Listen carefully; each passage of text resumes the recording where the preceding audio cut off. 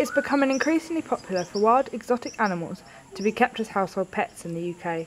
Leroy's Lizard Lounge in Warrington is a leading stockist of exotic animals with clients spread across the country.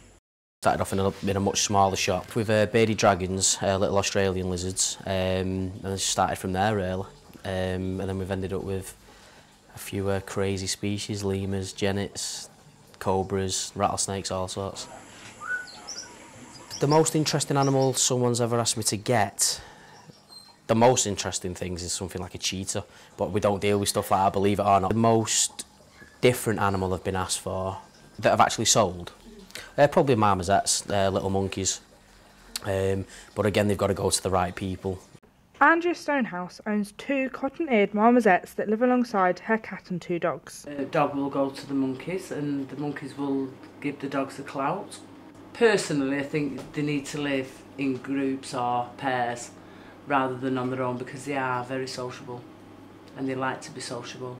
Yeah, they're very easy to look after. But for example, they used to be fed at 4 or 5 o'clock in the morning, so we do get up that bit earlier, or my husband does and feeds them.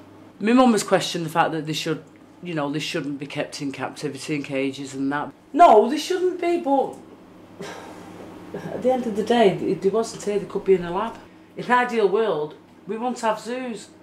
We won't have dogs and cats in the home, we won't have fishing tanks, and we won't have birds in cages. I'm just so passionate about monkeys, and sometimes I can't believe I actually own 2 monkeys. Oh, we tormenting you. The type of animals people own in Warrington, believe it or not, I mean, there's one guy who I know's got something called a coati mundi. That's a raccoon-looking animal, it's just in this enclosure down the bottom here. Then we've just ventured now in the last 6 months or so into the venomous stuff, you know, like black mambas, taipans, gaboons, you know, and all that. So it's just good for people to come and see, because a lot of people don't get a chance to go to a zoo. You know, they've got a chance to, you know, come here, I guess, and, you know, have a look around and see what we've got. There is actually a guy in Warrington that's got his DWA, Dangerous Animal Licence. He's got a couple of cobras, a couple of rattlesnakes, and a couple of gaboon vipers as well. So he's got a good collection. For Nigel Spencer, the thrill is living with something so intelligent. His pets provide knowledge and understanding to a species that is often misunderstood. I've got 11 snakes at the moment, 9 of which are dangerous wild animal classified. 1 is a sort of mild venomous rear-fanged colubrid, and a completely harmless little python that's been my friend for about 8 years. This is a royal python, African in origin, totally non-venomous. Snakes have been a passion of mine since I was a child, but I was never allowed one at home, mainly because my dad's terrified of them. So when I had my own place, I got into snakes, and this is my little royal. He's just shed his skin, totally harmless, lovely natured, probably very hungry at the moment.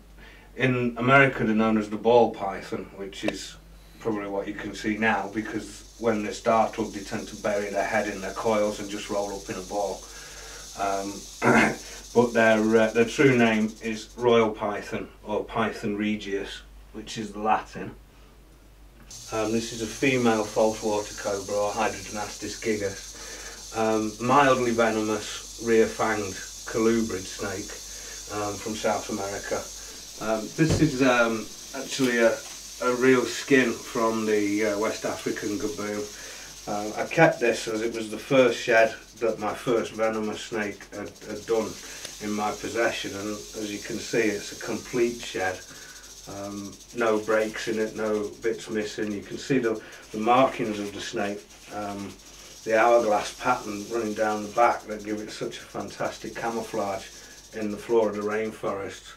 Of course it comes off inside out, but you can see the patterns, markings on the head, the eye caps, and the characteristic 2 horns of the gaboon viper. I never actually spoke to him, but Luke Yeomans from Nottingham, he had a cobra sanctuary, and he actually got bit by one of his cobras probably 2 months ago now, and he actually died from doing it, but he was very, very experienced. Studies in 2011 estimate that around 5.5 million people are bitten by snakes each year. With the proper protocols and the proper equipment, venomous snakes can be handled relatively safely. And they're also, in my opinion, far more beautiful than the corn snakes and the pythons and the boas. You can't really interact with a venomous animal because you are taking a risk with your own safety. If you ever fall into the feeling that it likes you or it is a pet, then you're making a potentially fatal mistake. The reason people probably want venomous snakes, so obviously ordinary snakes, is largely because of what they are. You know, it's a venomous snake, it's excitement, it's dangerous. But as far as actually doing it, you need to be, you know, fully prepared on what they can do. This was my first truly venomous snake. I've had him or her, I'm not really sure, for about 3 years now. The next venomous snake that I acquired was this pair of eastern diamondback rattlesnakes, and as you can tell, this one's rather obnoxious at the moment. This is a large male, fully grown male, continually rattling. I would never recommend it to anybody. It's something that is an individual choice.